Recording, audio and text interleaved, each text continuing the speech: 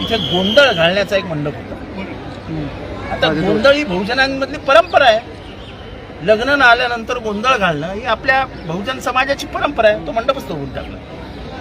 आता इथल्या पायऱ्यांच्या वरती जे बांधकाम आहे ते शिवाजी महाराजांनी केलेलं बांधकाम आहे. हे सगळं बांधकाम आहे 17व्या शतकात. इथे एक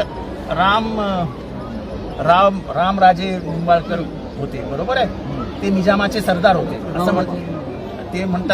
असं म्हणतात की ते निंबाळकरांनी खूप सुधारणा केली देवळामध्ये. आणि हे जे आजूबाजूचं दगडी बांधकाम आहे हे सगळं निंबाळकरांच्या काळातलं बांधकाम आहे. आता हे 17व्या शतकातलं बांधकाम आहे. ते तोडून टाकणार पूर्ण. म्हणजे आर्किओलॉजिकल काय आपल्या हातात घेतलं की काय नाही. पैशाचा किती लालच हो.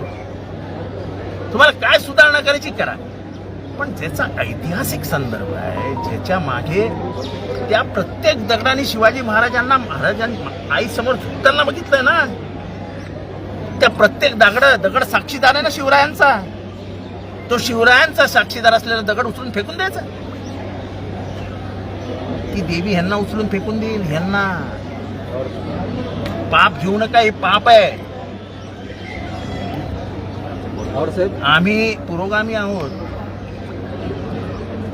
पण आम्ही निरश्वरवादी नाही.